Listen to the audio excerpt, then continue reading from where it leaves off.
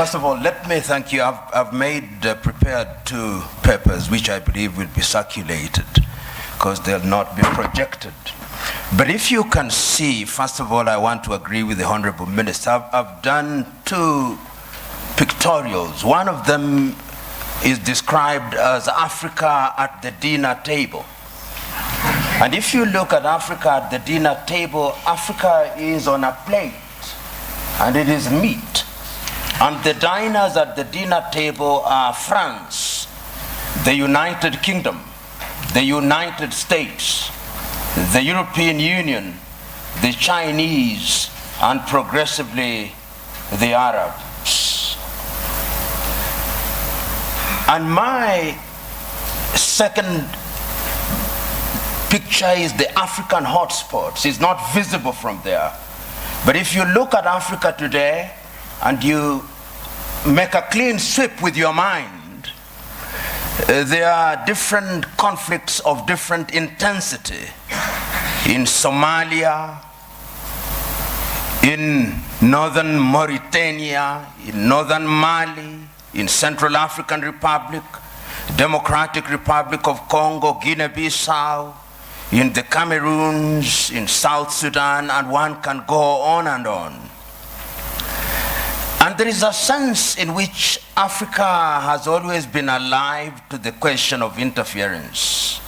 I will refer this audience, particularly those who are starting, to take time and read the 32 odd speeches that were made in the month of May 1963 by the then heads of states and government of independent African states, the 32 of them. And there are 2 speeches that I want to isolate for this presentation. One was by David Dacko of Central African Republic. And in thanking Emperor Haile Selassie and Kwame Nkrumah on that day, he said that we must never forget that the colonial power has not left us.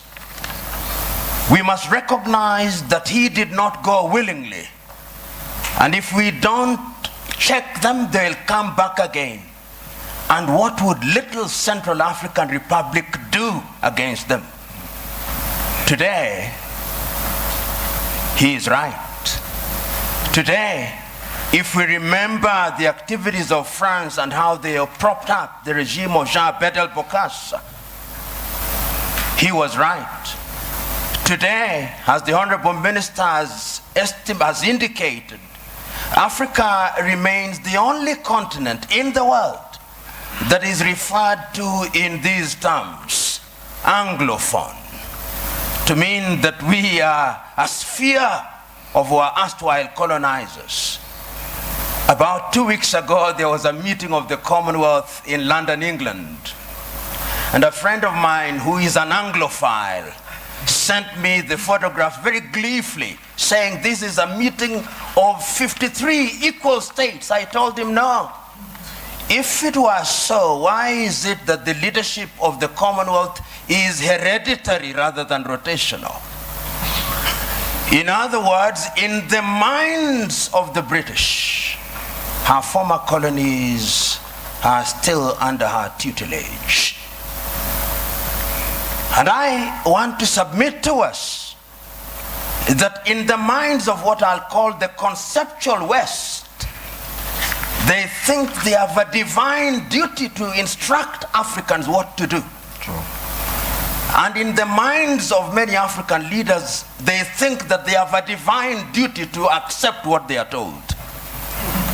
That, in my view, is what the Honorable Minister was talking about, the mindset. And this is something that has been examined. We have seen France and its very pernicious presence in Africa. We know what they did in Burkina Faso against Thomas Sankara.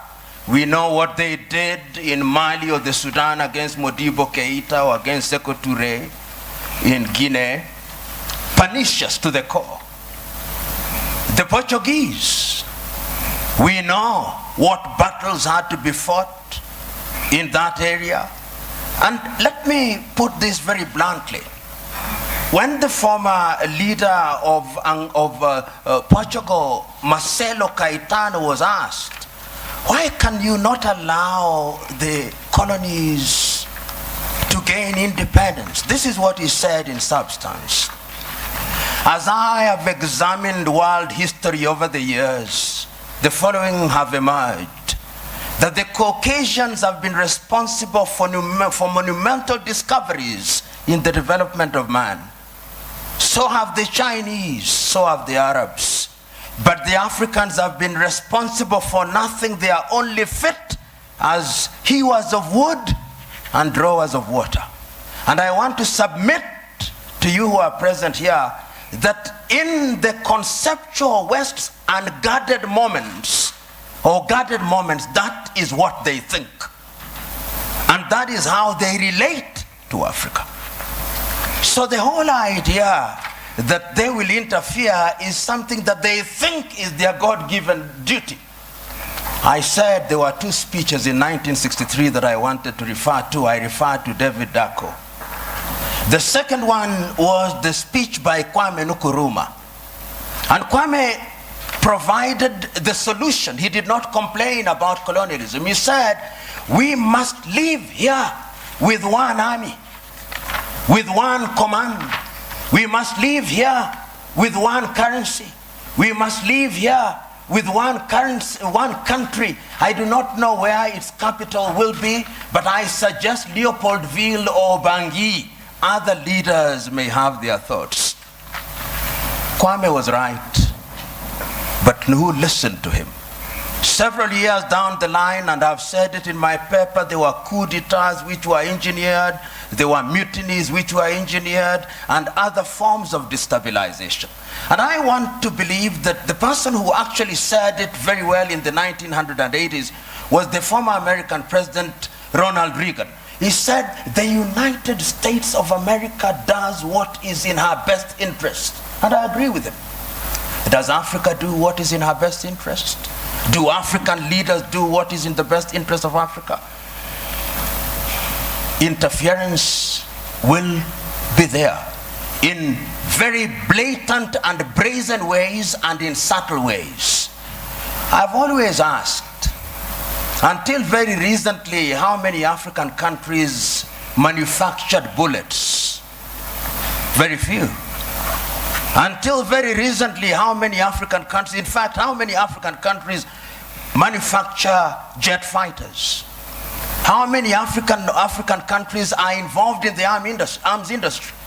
Some of the leading conceptual West countries which pontificate to us about prizes, peace prizes, are the leading manufacturers of landmines.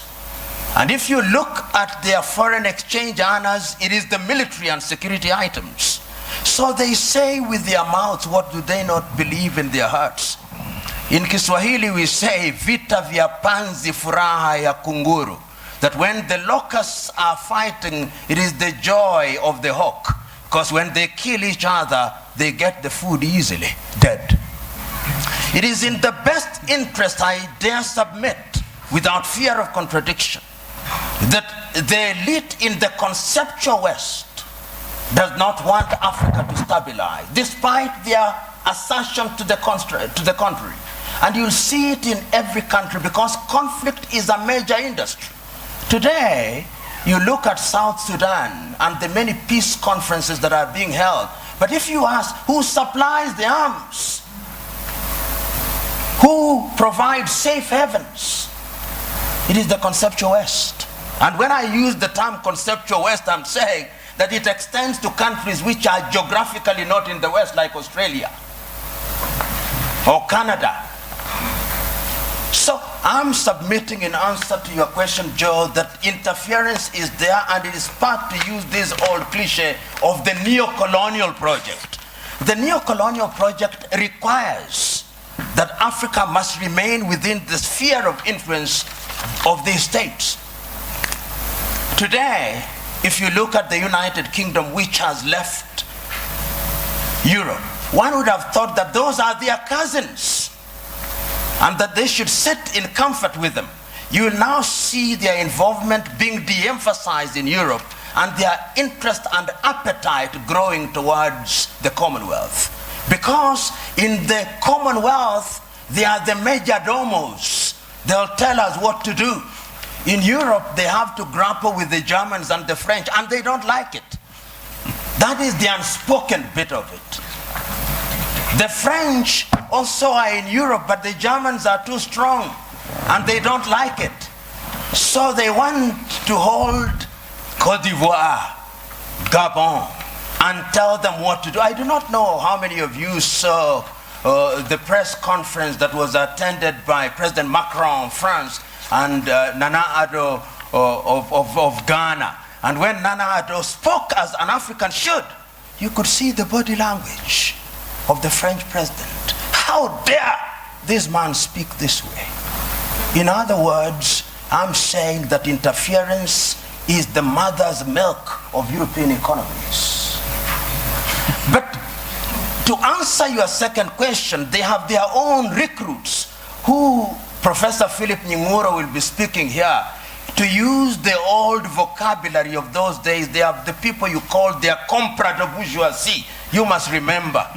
The compras de bourgeoisie are Africans with black faces, but essentially they are doing the bidding of these powers. They are the ones you'll find them in different spheres. And they will be present. They are in your cabinet, but they are actually representatives of the foreign intelligence agencies of those countries. We know this. If you look at the declassified papers from the United States, we now know that some of leading cabinet ministers in many African countries were working for the CIA or some Western agency. So you are sitting in cabinet, and in these days of the mobile phone, they are possibly texting their masters in Europe and America. So interference is also exacerbated by these compras de bourgeois for their own benefits. And it has never changed, Honorable Minister. In the early days of slavery, they gave some of the chiefs mirrors and alcohol. Today, what they give them are flats in Paris or in Dubai. And that is what makes them undermine Africa. The third mode of interference is through institutions. Look at the competition as it is now. There is a new entrant into the market that is called China. China is very subtle. Many people wrote the obituary of Rwanda in 1994. 20 years down the line, it has been demonstrated that Africans can actually do it. Between 1983 and 1987, I think Thomas Sankara in Burkina Faso also demonstrated that it can be done. We saw in Somalia, despite their problem. So my prescription is African unity. Africa must now begin to negotiate initially in terms of blocks, SADC, ECOWAS, East African Community, and ultimately as African Union.